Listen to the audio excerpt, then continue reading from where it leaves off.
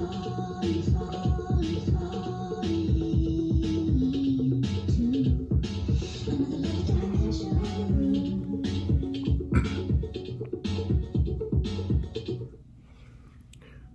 to our TMBT Media Las Vegas podcast, here live from Nevada, Las Vegas Strip. We are excited today to broadcast to you live from Paris Hotel here on Las Vegas Strip. And we are excited today to talk about a few topics that have been in the news, have been on our mind. So we are very thankful to have people to share their knowledge, to share their wisdom, to talk about what's going on in the world, to talk about what's going on in the community, and today especially to talk about what's going on in the NFL.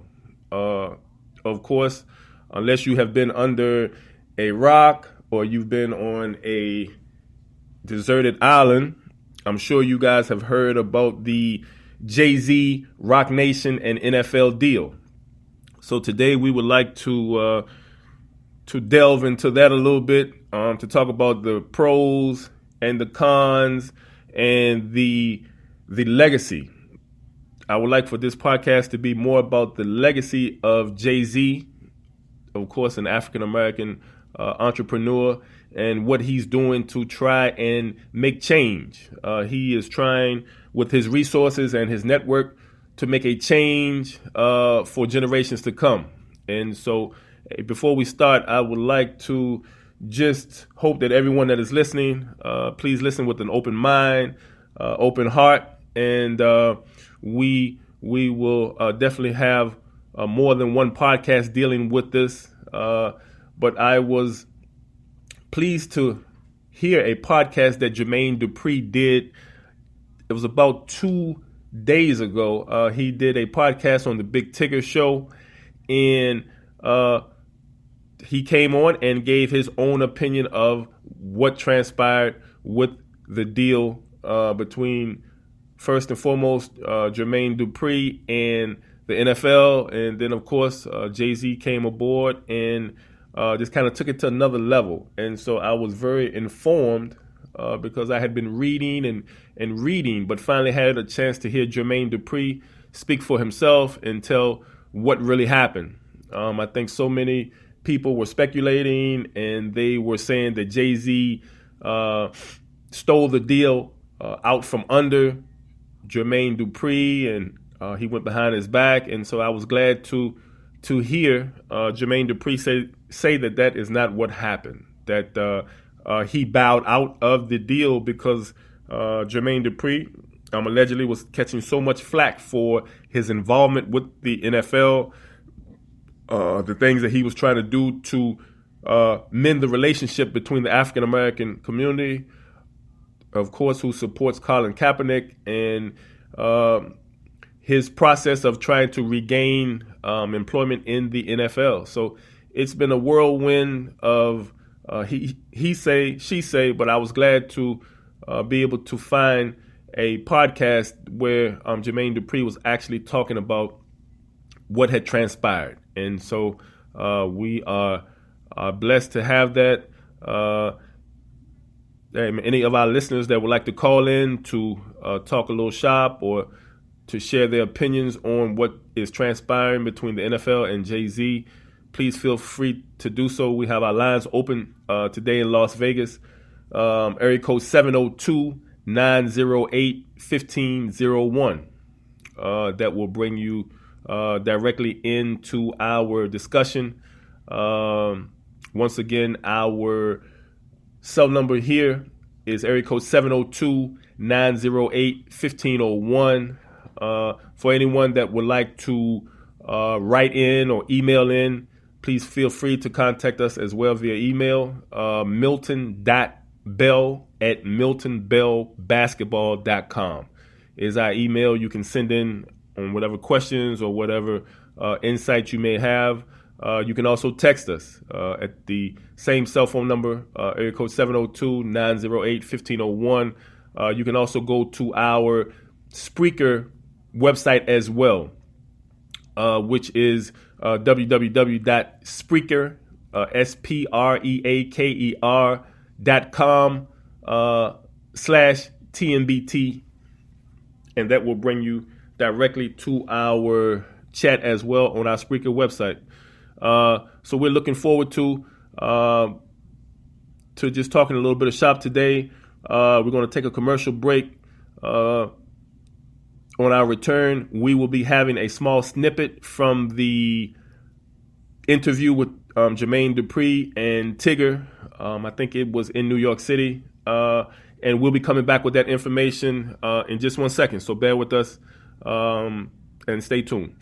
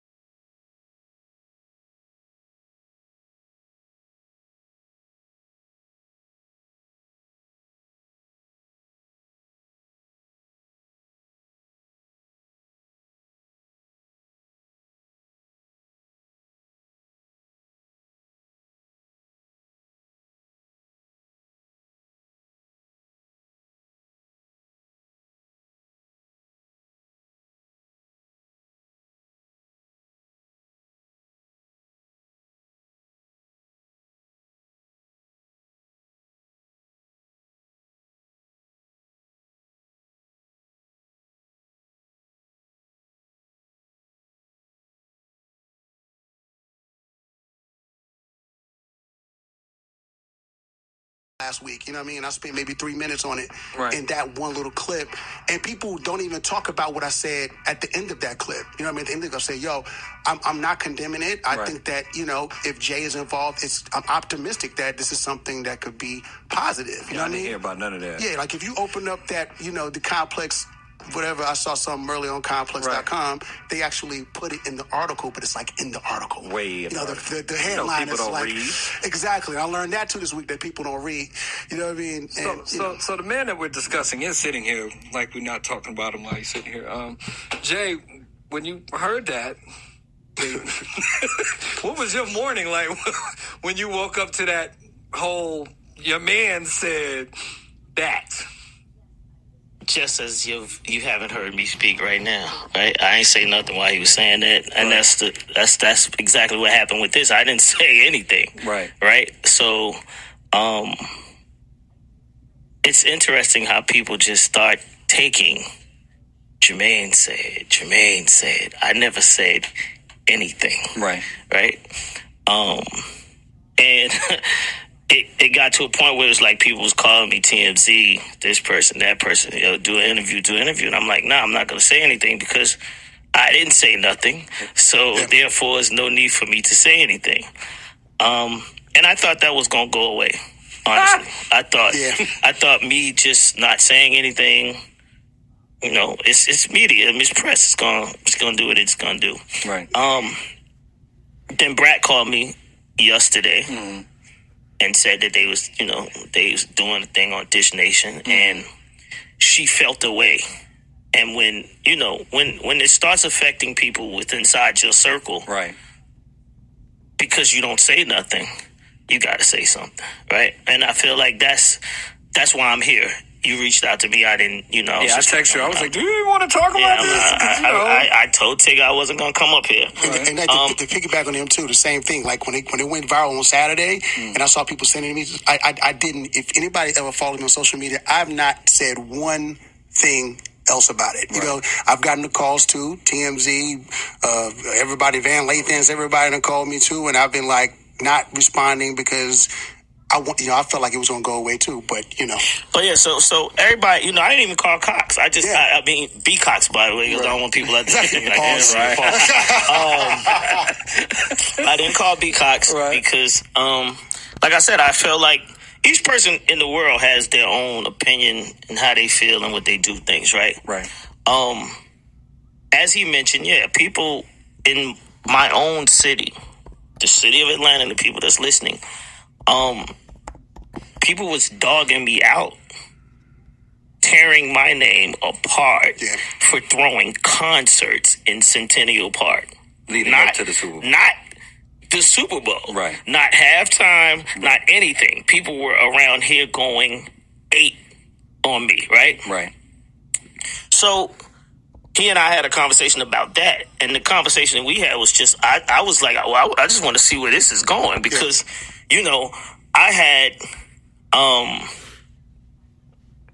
I had people on radio stations that I never even knew was doing radio shows just going crazy on me. Like, these like podcasts or something like that. Yeah. And it was a situation where I met with parents, the parents of kids who have been victims of police brutality, right? So I met with them, and it was like the first time that I had ever done anything like this where I was going to have a meeting with these people. So first of all, I heard my son from New York, he got on he did something on his Instagram where he was dissing me, and it's like, yo, Jermaine, and he basically said that and I kind of said, I think in a press something when I was doing the Super Bowl thing, that I was basically trying to do action. Right. Same thing Jay-Z just basically said on the clip. Like, I was putting my mouth in action. You know what I'm saying? So I said I would meet with these people and have them come to Centennial Olympic Park. We'll do something, whatever, to try to raise awareness to what's going on. Right. So I took this meeting with the families. During this meeting, the families was very, very upset at me.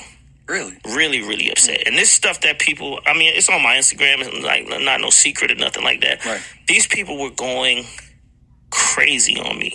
I'm the only person sitting in these meetings, by the way.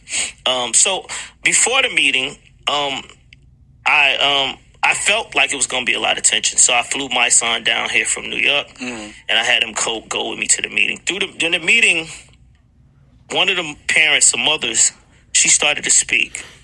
And when she spoke, she told me that I was taking blood money. She said, Jermaine, you're taking blood money. And it hit really, really hard. Like, it was really like a damn moment. Like, wow, right? So in that moment, I was catching so much flack from just trying to do something for Atlanta. Right. That I started to back out. Right? I started... As they asked me to do things more and more that said NFL, I would start saying, I'm in the studio. I'm cool. I would do as much as I could do for what was going on with the Centennial Olympic Park. But I was kind of like, hey, right? So, long story short, Hove called me when he saw this clip, right? And he called me and we talked about the clip. The reason I came up here today is to just make sure that I let everybody know he never told me don't do what I was doing. Okay. Right? And I think that that's the part that I see Flex said, confirmation, everybody, like, when I tell people that he and I spoke, they run with that. That's not a secret. Everybody knows Jay-Z's my man, right? Me and Jay-Z is like this. Right. So, we speak, and it's not, I didn't think that my friends and myself, me speaking to my friends is like a secret, right? So, you asked me when I walked in here, did I speak to Flex? Yes, I spoke to Flex. Right. And I told Flex, I spoke to Hove. Right. Me and Hove spoke. From there, I don't have no control. Capital letters on Twitter. Wow. I don't, but like I said, I wanted to make sure that, because I see a bunch of people on all these things saying, JD, how could you let that man talk you out of a deal? Right. It was never nothing like that. Nothing like that. What I felt like B. Cox was speaking on was in theory. Right. Because I was in the mix. 100%, and everybody knows that. If you live in this city, you know how deep I was in with what was going on. I went to Wall Street and rung the bell with Roger Goodell and the mayor of the city. Right. I was in the mix. Right. I had conversations with the NFL, Killer Mike, Brian Michael Cox, the city of Atlanta, about social justice. We had these town home meetings that people of around here, if you know, you was invited to go to, right? Exactly. So therefore, I want people to understand that, you know, I think people feel like because I was in the mix, I could have been more part of what was happening as opposed to it being a straight no. Because I never, as many people were saying, don't do it. Right. I never stopped doing what I was doing. Right. So if anybody thinks that's what happened, no. What did happen was I was catching so much pressure from my community. I never seen this before, and I didn't sign up for this. Right. I signed up to try to give Atlanta a week of free concerts in Centennial Park. And I got all this other stuff coming along with it. And with that being said, that's the gist of the whole thing. Talking to Jermaine Dupri and Brian Michael Cox about this whole NFL Rock Nation situation. Unless you live under rock, you don't know that Jay-Z and Rock Nation are kind of partnering with the NFL to do better, so to speak, not only in the community, but they're, looking to do it on the music side, not only with the Super Bowl, but they have all this other branding they want to do with music. Brian Michael Cox said something on his podcast, which was completely made a movie of, and had everyone like looking at you a little crazy, like how you going to talk about your mans, and then how can you talk about your mans, and then everybody's like, well, JD, how you feel about your mans? So as you look back about the whole situation and how it played out for you, Jermaine, any regrets? On which part? As far as being let's just start immediately with the affiliation of the Shield, the NFL, and how the Super Bowl went down in Atlanta. Not if people actually act like they remember. The problem is that people seem to act like they have forgotten that I was in a bleep storm. I was standing in the middle of a storm, and I was being hit in every direction that you could possibly be hit. And I say this to say that, I don't think I did it for no reason, though. I did it because I claim to be the mayor of this city, right? They asked me to do, Jermaine, we're going to do free concerts in the park. It's kids out here that don't have money to go see shows. I had 70,000 people in Centennial Olympic Park. I don't really care about nothing else. I did my job. I feel like it was a success. I had people telling me they never seen this many people downtown Atlanta ever, right? So, I did what I was supposed to do. Do I feel like, I'm glad that I'm glad that I had the whole experience to even speak to the parents. I have a different outlook on all of this, right? So no, I don't feel anything. I feel like I probably should have helped them out a little bit more than what they, once they was asking for things, but they got to understand what I was taking and the pain and the stress that I was having. I ain't sign up for that. So Jay, since the deal with Rock Nation, since the Brian Michael Cox quotes and podcasts, have you spoken to Jay-Z at all? Okay. Yes.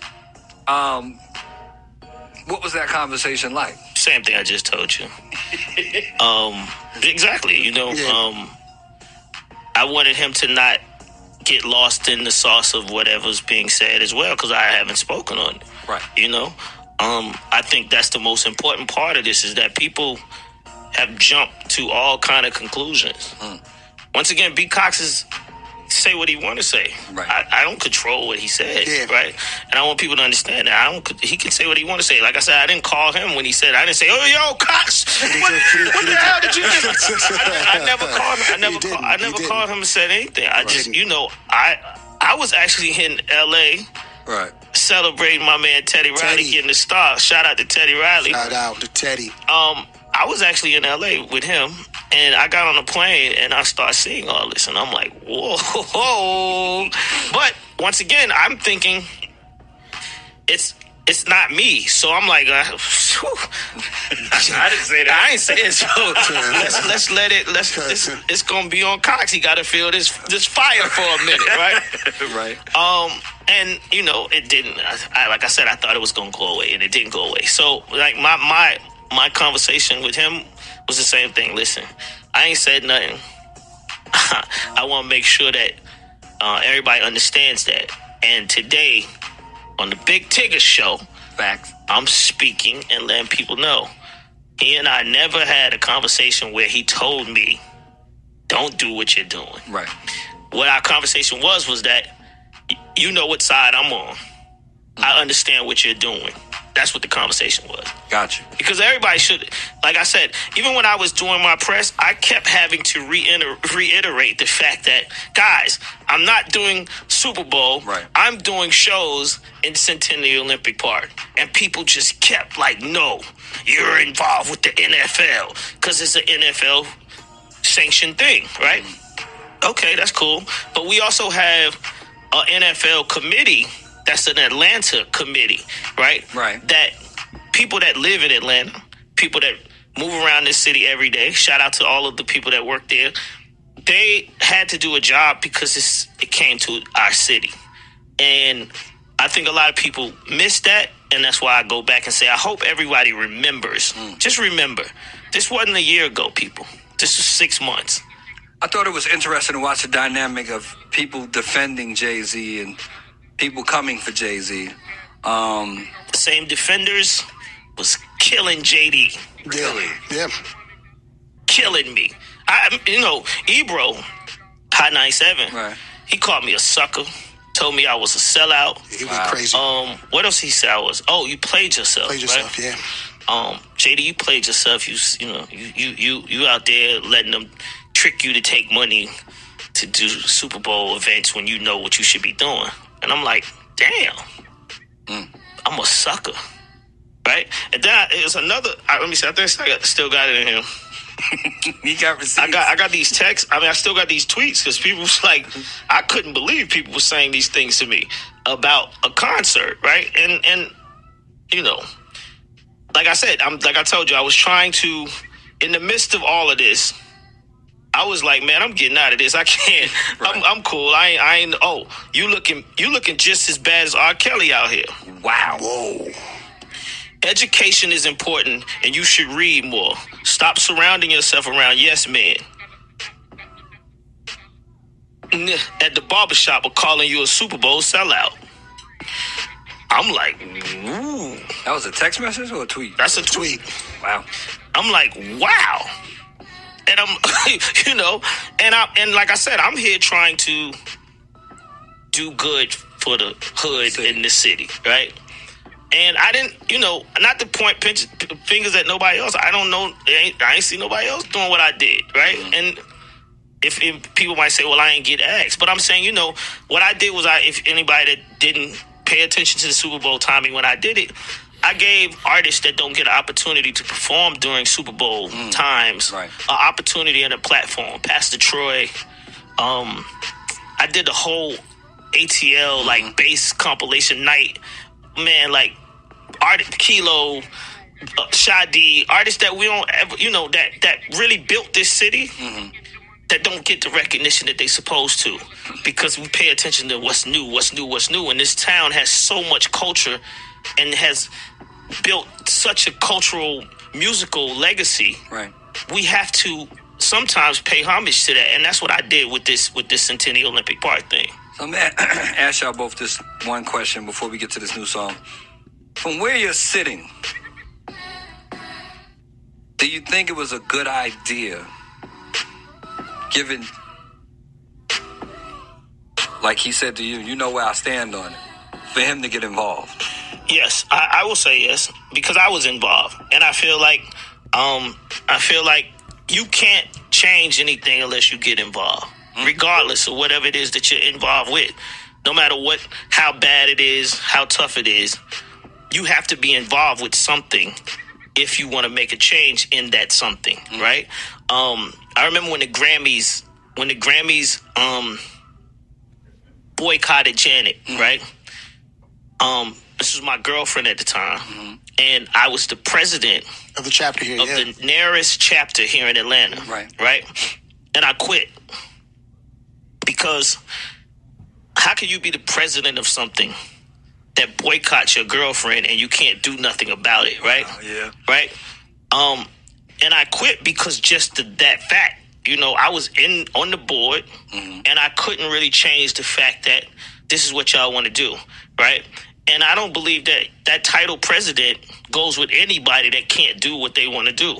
So I'm just saying, yes, you always need some. By the way, we need all of us. Anybody is listening. It's a bunch of boards out there. People always ask them, y'all want to be rappers and y'all want to do all this other stuff. Man, there's so many other jobs out there that you can put this rap energy to and go sit on some of these boards and change and make change. When I got into the Grammys, they do this whole thing. Like, people always argue about why the awards go to this person. Yeah. When I got inside that organization, I realized why we weren't getting Grammys. There was nobody, not one person representing for us that looked like me in them rooms. And I ain't talking about black. I ain't talking about brown skin. Right. I'm talking about that walk and talk the way I do. Right? It was nobody in the room. Right? You had, now, don't get me wrong, I'm not slighting Jimmy Jam, and there's a couple other producers. Right. But I'm what's the name of the TV show? Growing Up Hip Hop. This is me, man. I grew up hip hop. Amen. You know what I mean? I am the definition of growing up hip hop. Right. I didn't see that in that room, and you gotta have that. You gotta have that moving forward. I don't care what it is. So if it wasn't Jay-Z, it had to be somebody. Fact. And that's what I was trying to do when it came here. I'm like, listen, I can't just turn. By the way, I'm the only rapper in this city that's got a song called Welcome to Atlanta. And the Super Bowl comes to Atlanta and I'm supposed to just turn my back. Wow. This ain't got nothing to do with nobody on the field. By the way, if this was, what I was doing anyway, what I was doing had nothing to do with anybody on that field. But I go back to that. Your question, yes, I feel like all these boards, as they get older, it's only a time when all of us are people that have this mind or great minds or want to use their minds to some good. You got to get in some of these boards and make some change. And, we're going to have fights. We're going to argue. But it is what it is. It's not going to change unless you get in there and do the work. I want to thank Brian Michael Cox for stopping by, along with the homie JD, offering a lot of clarity to the situation. If you haven't been here over the last 30 minutes, I suggest you hit up v-103.com and watch, listen, and learn what happened was and what did not happen, so you can get that same clarity. But you brought me a new record, huh, JD? Yeah, I brought you this new Snoop. So, for those of you listening, you've heard a chance to hear from the mouth of Jermaine Dupri himself. Of course, we now know that what was first reported between the two entrepreneurs and the bad blood is not true. And it's good to see, and it's good to hear that two African-American entrepreneurs, so successful, can be on the same page and share tips and help each other. Because as one of my mentors, Raymond Neblett, always says, your network is your net worth. So there have been so many rumors, so many false stories about Jay-Z undercutting the deal, snatching the deal away from Jermaine Dupri. I've been hearing so many of my own friends talking on the phone here from Las Vegas, talking to people here in Las Vegas. It seems to be, as usual, a huge divide between the truth and false rumors. So I'm actually glad that I'm able to shed some light on the situation to our listeners, and for those that are listening or are wondering or have not had the chance to hear Jermaine Dupri's own words, the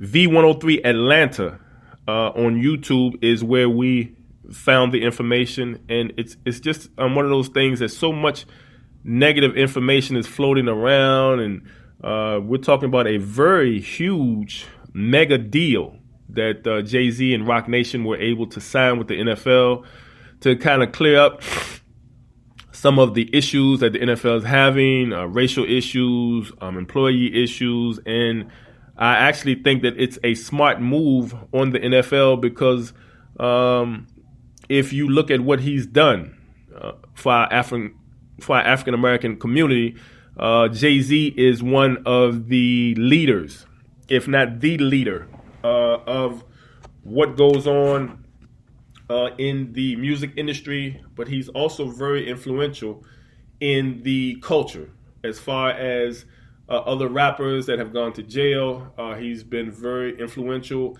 in helping people out. It doesn't seem like he cares if you're a millionaire or you have 0 cents. It's about justice and freedom. I also read that during Father's Day, I think it was this year, he personally took his own money and bailed out fathers that were in for nonviolent crimes so that they could be home with their family on Father's Day. He's also stated you can also read and hear about how Lil Wayne has said that Jay-Z took care of all of his legal fees, taxes, everything that was involved with his contract dispute with his record company. Jay-Z took it over and took care of it for him. He's also involved with so much of the prison reform and the legal system, the justice system, and I think what he's fighting for is will one day go down in history. Sometimes it's very hard to understand what someone is fighting for when they're currently fighting, but hopefully in a couple years we will be able to know more about what his plan is and more about what he's trying to do to bridge the gap. I think this whole today, looking at the podcast that we're trying to do here with our TMBT Media Las Vegas, is we're trying to bridge the gap with this podcast. There've been so many rumors, so much bad blood. We've also heard from Damon Dash, who is a former partner of Jay-Z, who seems to have been waiting and is always waiting for any time or microphone to bash Jay-Z as a person and as a businessman. And I am not too fond of people piling on. If anyone's going to pile on Jay-Z for what he has been doing, let's pile on from a positive aspect and from a positive energy aspect to look at what he's doing from our culture, for our culture. But I think, especially in today's society, when you have so much social media and you have so much access to news, it seems as though us as consumers, we are taking people's word for what's being said and what's being done. Whereas all you have to do is tune into any social media outlet, kind of like Big Tigger said, unless you've been living under a rock for the past 2 weeks. But I like for everyone to form their own opinion of what's going on, do your research, and let's not just pile on someone because someone who has nothing to do with the deal says that Jay-Z or whomever went about acquiring the deal or going behind someone's back to steal a deal. Don't quote me. I don't know him personally, but he doesn't seem like that type of guy, especially with his resources and his net worth. It seems like he's able to do and able to help anyone that he chooses. And so I'm sure he will catch quite a bit of flack for helping the NFL. But every year, I think it's the same thing. And I am very I won't say proud, but I'm very content that the NFL sought out Jay-Z to help with the problem and to realize with his power and his influence over a culture, he can maybe not fix this problem, but he can somewhat bridge the gap, right? Bridge the gap, because we all know that it takes two sides to fix a problem. But sometimes when a third party can come in and bridge that gap and kind of make it more accessible for the two parties to continue communication, I think it's very important. And so for those of us that are followers and followers of the situation and followers of the NFL, followers of the Rock Nation and followers of Jay-Z, it's a great thing, I think, when someone of African American descent can come in between and bridge that gap in between the NFL, which to me is one of the, if not the biggest sports leagues in our country, world, and for them to seek out the consulting of an African American man, I think says a lot about the powers that be at the NFL, but it also says a lot about the power that someone of Jay-Z's stature has and the control he has, maybe not over a culture. Of course, he doesn't control our culture or our race, but I think that we have so many people that look to him for guidance. People in very high places, people of high economical backgrounds, and it's not just a race thing. One thing that we don't get into here is making it a race thing. I think that it's a cultural thing. I think it's a human thing. And for me, as an African American man, recently turning 49 years old, it brings me joy to see an entity as large as the NFL seek the help of an African American entrepreneur. So it just says a lot to both parties.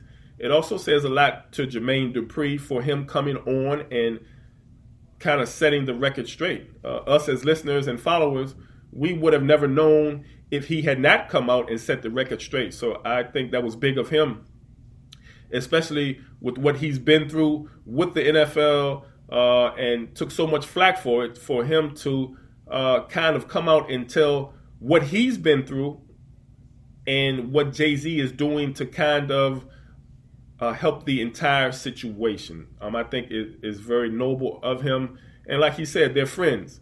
So one thing you don't let a friend do is take flack for you or take flack about you. If you have a chance to clear it up, please do so. And I think that if more people took that stance in the world today, we would have clearly a better world to live in.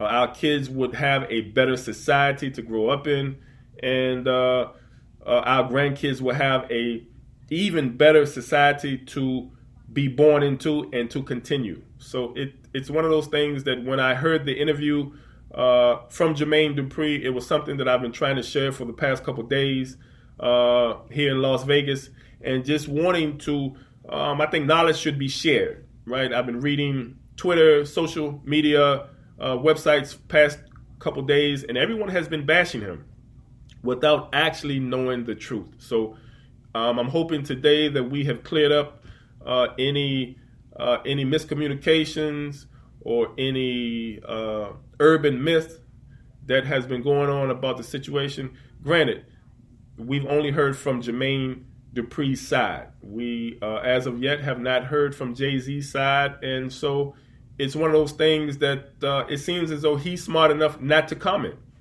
There's no need to comment. Deals in motion, ink's dry on the contract. No need to comment on something that you're involved in.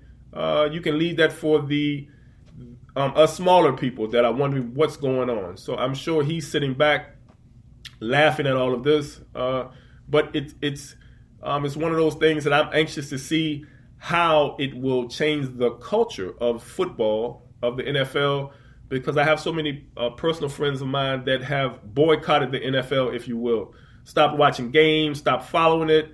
And some of my friends and brothers are professional football players, college football players that have been playing the game all of their life. And so for this to come up and make a football player not want to watch it anymore, it's disheartening. So I'm hoping that whatever is transpiring between the two companies will bridge that gap and help to bring football back, because I don't care who you are. NFL, especially if you're a guy or a kid, it makes you happy. Watching football on Sundays or Mondays or Thursdays, it really can make you happy if you are an athlete, or if you're not an athlete, or just gathering time, family time. There's a football game on, or you have Thanksgiving or what have you. Football to me is what winter is about. It helps you get through the winter. You get a chance to watch some good football and fellowship with friends that come over for barbecues, or they come over for dinner or what have you, Thanksgiving. I really think, especially Thanksgiving, it's really a family tradition. I can remember back to being 12, 13, 14, all the way up. And every Thanksgiving, there's always one or two games on. I think it's Detroit Lions always play Green Bay Packers or someone like that. But I think it's a positive move in the right direction. And so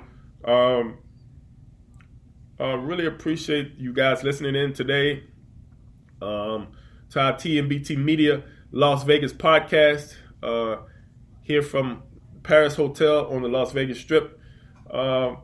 Please feel free to call in, area code 702-908-1501.